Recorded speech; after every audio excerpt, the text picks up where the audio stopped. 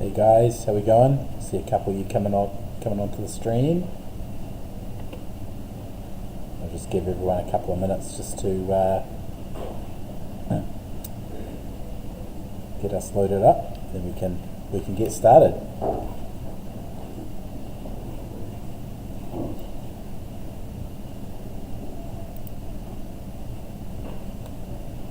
Feel free to add any questions into the chat. We can answer those at the end.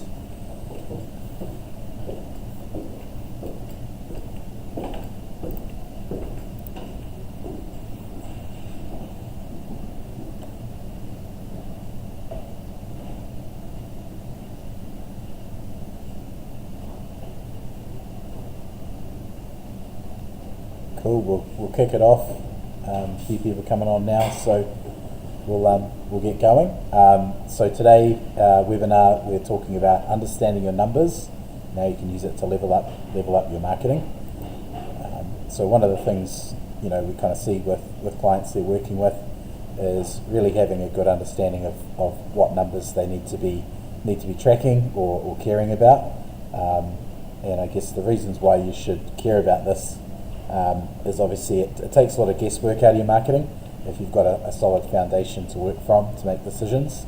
And that's, again, making data-driven decisions mean that you can obviously get the results that you want and make your marketing budget work a lot harder if you sort of know what metrics you are actually working towards.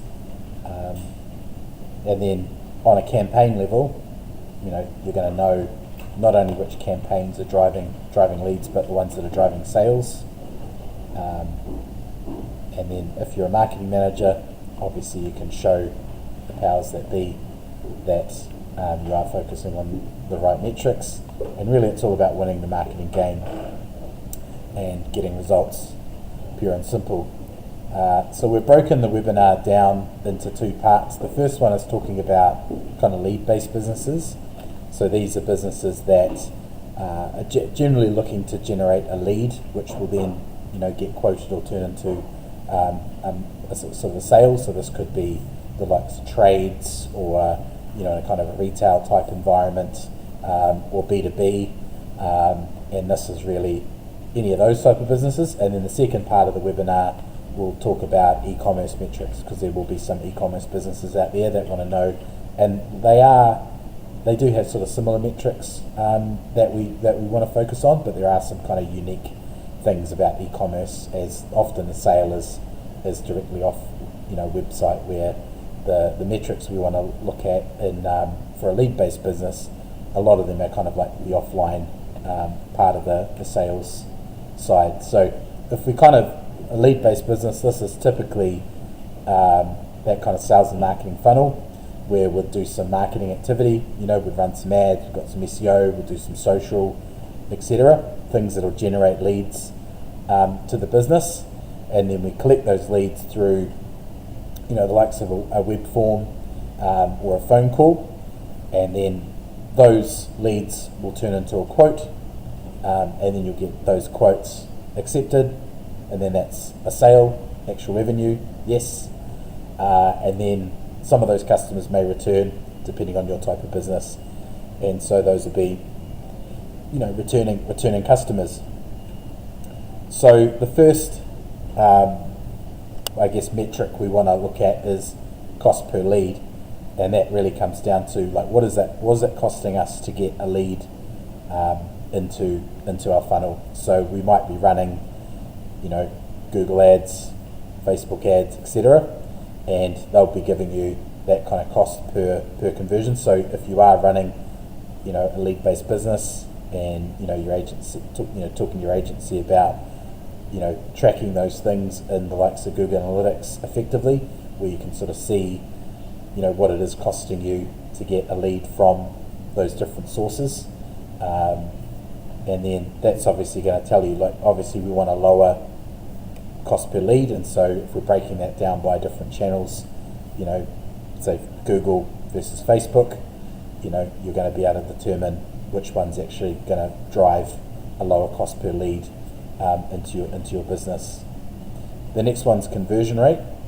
So this is the number of people that you've actually attracted to your website and have actually turned into a lead. So, again, higher the better.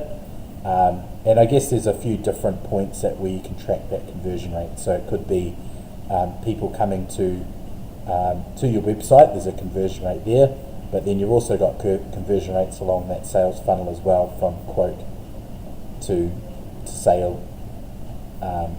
So lead to quote, quote to sale. So those are conversion rates as well. And we'll give an example a little bit later on about what all those kind of different conversion rates are and how you can use them to create an effective kind of sales process and understand how that marketing and sales funnel works together. The next one is, hang on a second, I just need to change headphones. I thought these were charged.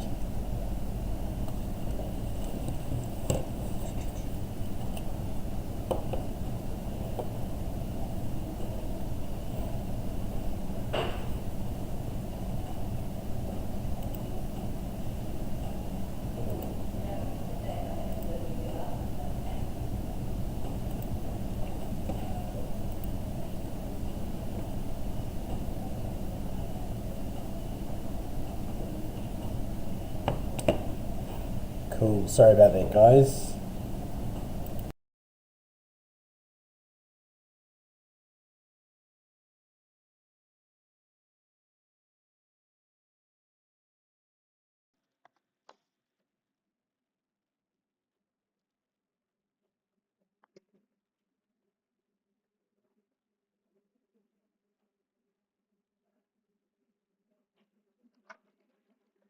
Can you hear me?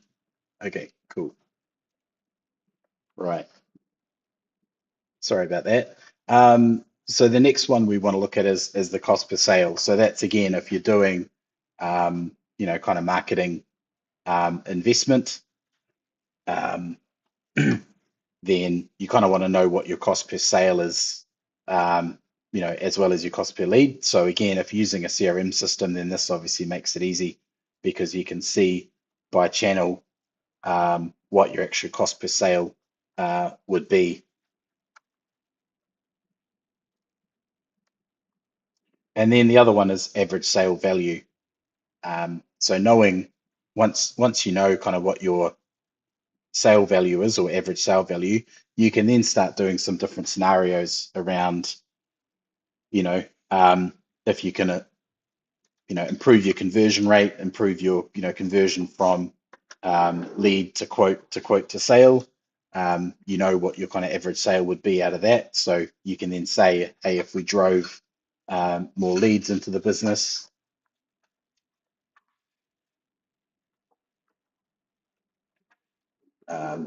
people, no audio now.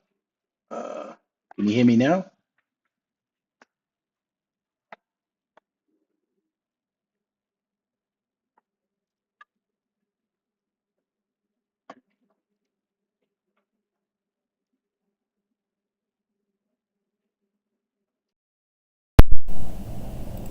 Can you hear me now?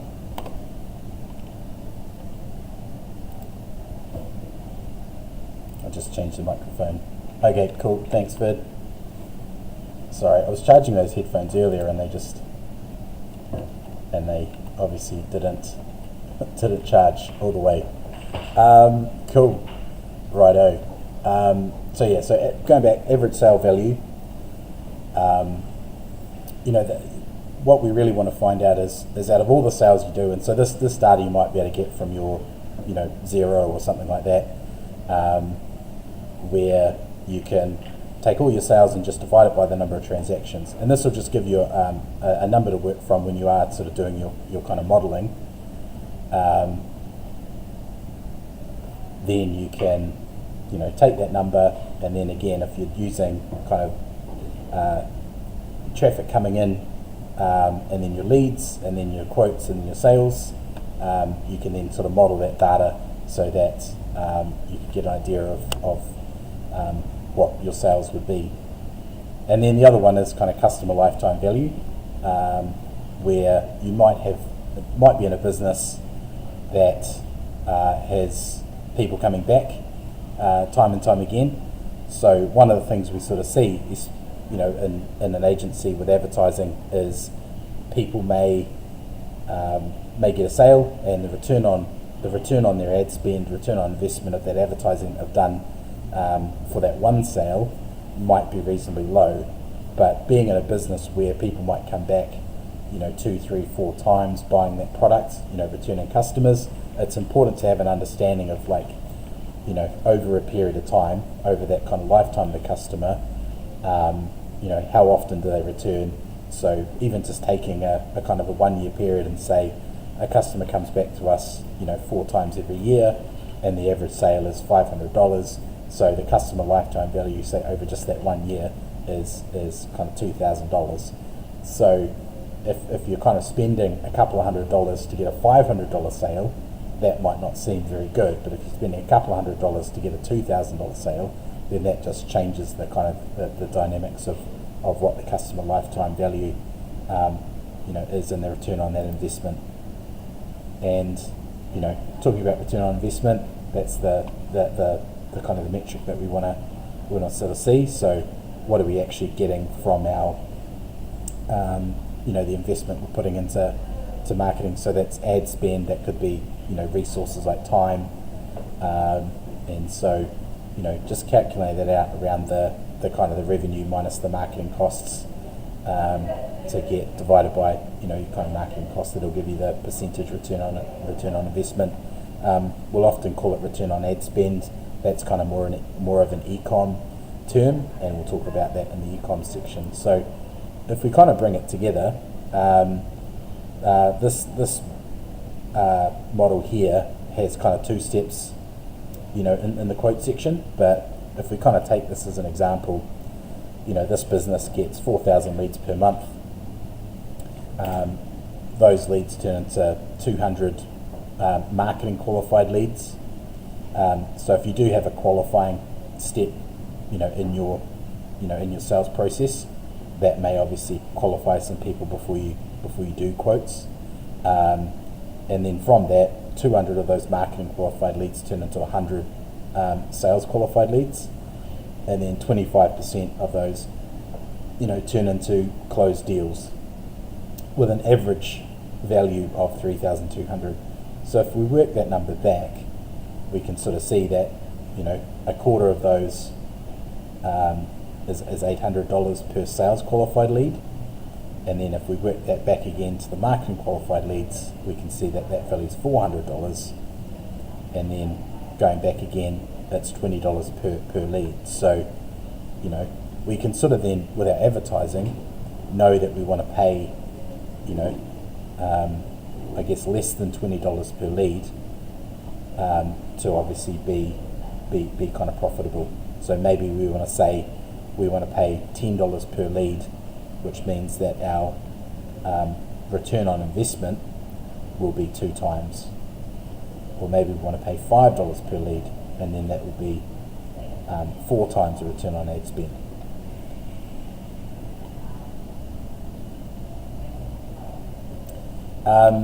So this slide here would probably be more of a B2B type scenario. So at Unbound, we often have a qualifying step in our sales process. We will spend a little bit of time qualifying if the client is right for what we're trying to do, and then we go into a sales qualified lead where we will do a full proposal and do a full diagnostic. So we will see that in a, I guess, B2C scenario. Maybe someone like, we've got a client that does air conditioning, heat pumps. So they'd get a lead from the website, from one of our ads, and then they'd probably just go out to that customer and do a quote, and then those quotes will then turn into deals. So this will either be a process similar to this, or probably just these 2 steps kind of combined. But the idea is looking at the numbers, like how many leads are you getting, how many leads turn into a quote, and then how many quotes turn into a sale, and then what those conversion rates are between each of those steps, and then just taking that deal value, that average order value, back as a value to these, cost per quote, cost per lead, and then that'll kind of influence your decision about how much you should be investing in your marketing to get a lead. And I guess that this is the power of when you kind of understand these numbers, you can then sort of better quantify what your marketing investment needs to be. Because if your deal value or even your customer lifetime value is high, there's no point in trying to limit or minimize the your cost per acquisition for your leads if you're going to get a massive return at the other end. So, and that's where some of your competitors may be willing to spend a lot for a lead because they know that their average deal value or their lifetime value is really high. So if we then jump into the e-com businesses, they've obviously got conversion rates, and oftentimes their conversion rate is about what's happening online, so conversion rate to sale. So if you're on kind of Shopify, WooCommerce, you can sort of jump into those platforms. They'll give you a kind of conversion rate to work from, or you can look at sort of Google Analytics as another place which is going to give you a conversion rate to purchase, and that will then tell you how well your kind of website is converting kind of shoppers to buyers. And I'll give you a bit of an e-commerce formula at the end, similar to what I did with the lead-based businesses. And then the next metric we're looking at is the average order value. So that's the amount of money that people spend on a product, and ideally, you want that to be, I guess, as high as possible. Some businesses, if they're selling like lower value products, that may be a struggle, and so you could look at obviously things like upselling or cross-selling or bundling, to try and increase the overall average order value, so you can get that higher. And customer lifetime value. So if you do have a product that people are purchasing frequently, then looking at what your customer lifetime value is, because you may, again, like the lead scenario, want to sacrifice a little bit of return on ad spend, knowing that customer is going to come back multiple times. So if you've got a product that people buy like monthly, you could look at doing subscription things or giving them a discount. But if they are coming back monthly, even if you're getting kind of $100 off them, every month, you could look at even spending $100 to acquire that customer. So, one-to-one return on ad spend, but over the course of that year, overall you'll be net positive in terms of return on investment. So it's an important metric to think about, especially if you do have a product that people are buying frequently or semi-frequently.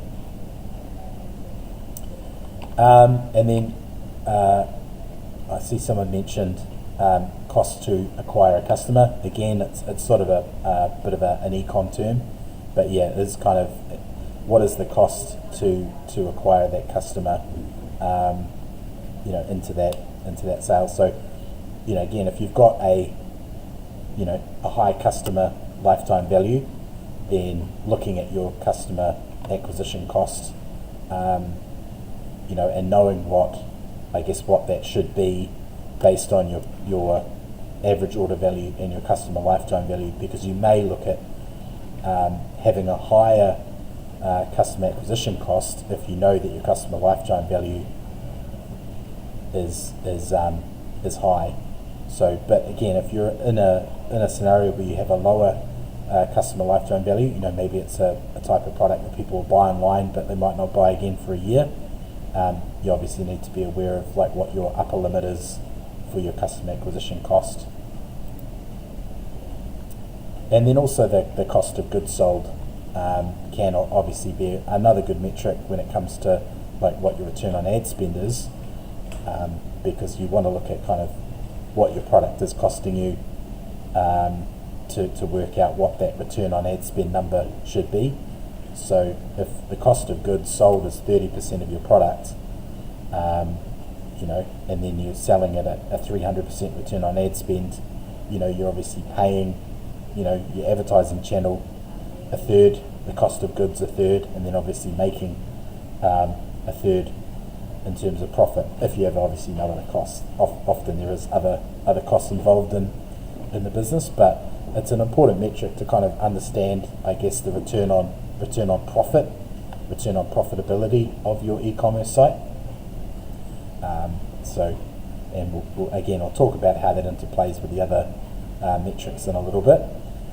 And then return on ad spend. So often, in advertising, we're wanting to maximize our return on ad spend. And I guess return on ad spend and conversions is a bit of a double-edged sword with ad campaigns, because if you want to try and maximize your return on ad spend, typically you're going to sacrifice conversion volume, but sacrificing a lower return on ad spend, obviously, as we talked about in the previous slide, that may impact your profitability, depending on what your cost of goods sold is. So really it's a case of trying to understand how all the metrics kind of interplay together. And so if we kind of go to the next slide, this is kind of the e-commerce formula. So we've kind of got these metrics here. We've got traffic, so that's how many people are coming to your site, and then your conversion rate for people buying your product, and then your average order value, and then your revenue. So in the scenario, we can say we've got 10,000 people coming to our site, and our conversion rate's 2%, and our average order value is $100. Then we'd look to get $20,000 of sales for this business. Now, if we found some ways of obviously increasing our traffic, so if we increased our traffic to 12,000 per month, and our conversion rate we could increase to 3%, and we could find a way of adding an extra $20 to our average order value, that would more than double our sales. So just by increasing these by a small amount, we can increase sales quite significantly. So how some of the other metrics kind of interplay with this is, obviously you've got your customer acquisition cost here, so you may increase your sales, but to get that extra 2,000 people, you're obviously increasing your customer acquisition costs to get more people. And obviously that's going to, the revenue to what your customer acquisition cost is going to relate to the revenue there. So you're going to get that metric out of the revenue, and obviously the amount of money you're spending to get that traffic. And then the other thing is, you may be able to increase that by, again, repeat customers. So if you're getting people that have purchased from you before, they may be coming back and increasing this number. So how do you find ways of obviously getting more of these people that have purchased to come back more frequently to help increase this overall number of people coming to your site? And then once you've kind of got this number, what's the cost of goods sold and what's the profit coming out of it?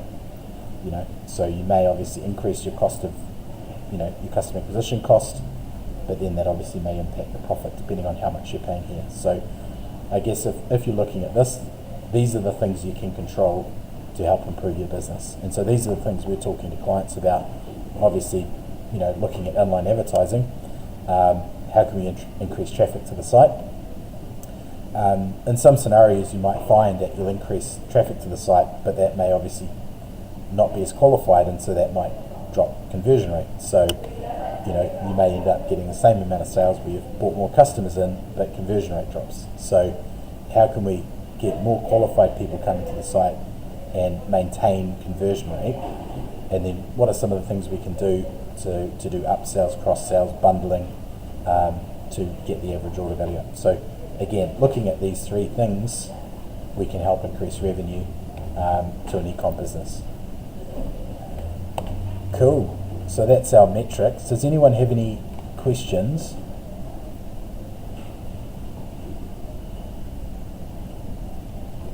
That they need answered, or that there's any metrics maybe that you were hoping we'd talk about that maybe we didn't?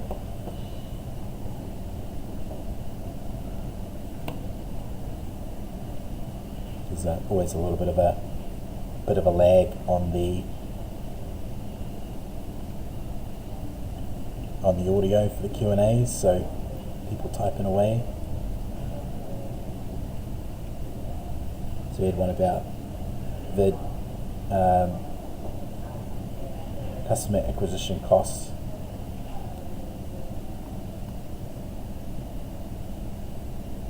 So Vid has asked, how do you go about reporting all of this, and how do you know the things you're doing is actually working?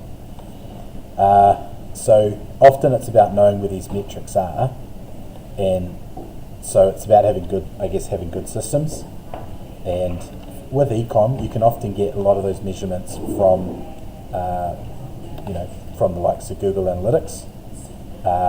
But there may be sort of using reporting tools like Looker Studio or another BI tool to bring in some other data to analyze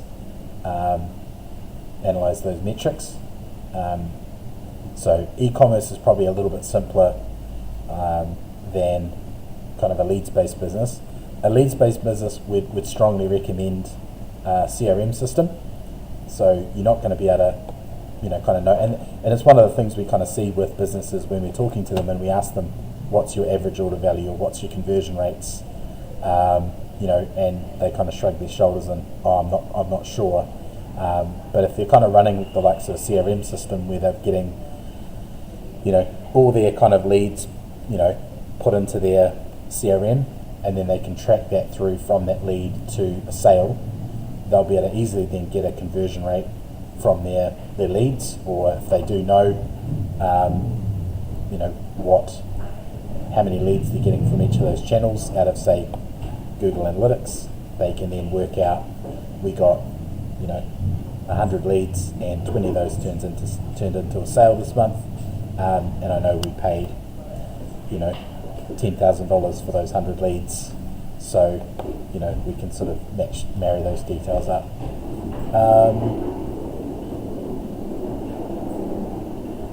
So Ashes of Time asked how to increase the conversion rate of an e-commerce channel like Amazon. Are you talking about actually within Amazon?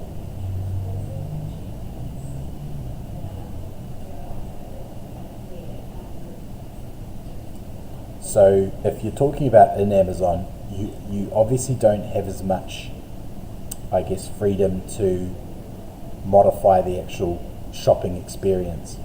If a lot of the stuff in terms of improving things like conversion rate and average order value by bundling would be done on your own website, within Amazon. Because Amazon is it's kind of fixed by Amazon. You don't have that same ability to modify that experience, where if you've got a Shopify site, there's a lot of kind of plugins you can use to help improve, like conversion rates or upsells or the like, where Amazon, you are kind of locked in with the kind of the functionality of Amazon. So it would be things like, obviously keeping an eye on your competitors' pricing, the copy and the information that's on the website to try and convince that person to buy. That's really the only control you've got with an Amazon shop. And then again, what reporting tools were I saying? So in terms of reporting tools, so probably one of the most flexible ones is Looker Studio, which is a Google product, and that allows you to connect different data sources. Microsoft's got one called Microsoft BI, but that allows you to bring in a number of different data sources to then analyze that data together. So you could bring in like your Google Analytics information, your Google Ads information. If you're bringing in information from a spreadsheet or another third-party tool, that allows you to then bring it all into one place, so you can easily report that, in those metrics that we talked about. And then Vid asked if we were to start Unbound again and had to put systems in place to track cost of conversion, return on investment, what would you use? Yeah, so it's Looker, Looker Studio by Google. Vid, we've been through a number of CRMs with Unbound, and I guess it's one of those things of they're all different in their own way, and some of them have some pluses and minuses. But I think it's about finding one that's going to give you the ability to connect to other systems. So we've just become a HubSpot partner, and I guess HubSpot is a really good CRM. If you're a lead-based business, I definitely look at HubSpot as a solution, because it gives you the ability to connect to a number of different tools. So you can get all your leads off your website, and then for us, we can connect our call tracking into HubSpot. So all that data centralizes in one place, and then when people do go from a lead to a sale, that data can then be sent back into the likes of Google Ads, so we can find out what that cost per sale is, rather than just the cost per lead for customers.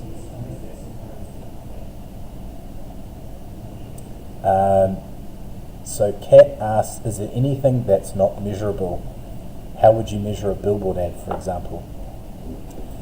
I guess a lot of advertising is going to come into how they're impacting the decision making of the customer. So oftentimes, like billboard advertising or connected TV advertising, they're all about building brand. They might not necessarily about driving a particular conversion action. And so using tools like Tracksuit, which measure kind of brand sentiment improvement, that would be a way of doing that. But we use billboard advertising for some of our clients, and it is going to be around how many views and impressions they get, and beyond that, it's about how impactful their brand improvement is over time.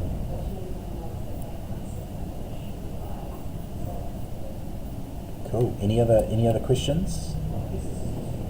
It's good that we're getting so many questions this time. Like, sometimes I've done these webinars and everyone kind of just is very quiet and polite.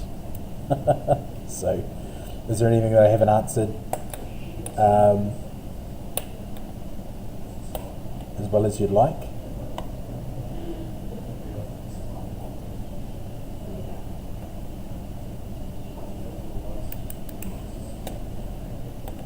Cool. If there's nothing else, I'll just kind of wait. So just wrapping up, I'll send out the slide deck.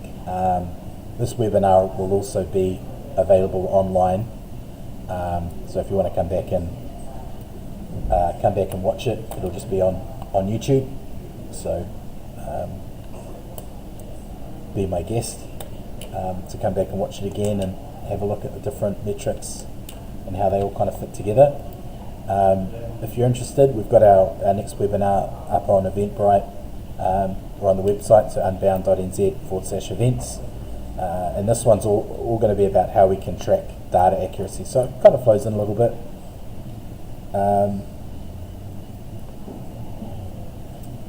Sorry, just one more question from Ashes. How to have a real-time dashboard with all the e-commerce metrics from Amazon. I'd need to double check on that. There's probably a data connector into like a Looker Studio or a Power BI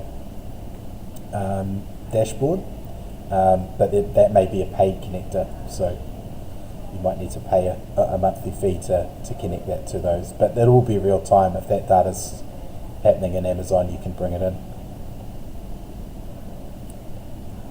And Kat's got asked, so for your clients, how much emphasis do you place on brand awareness?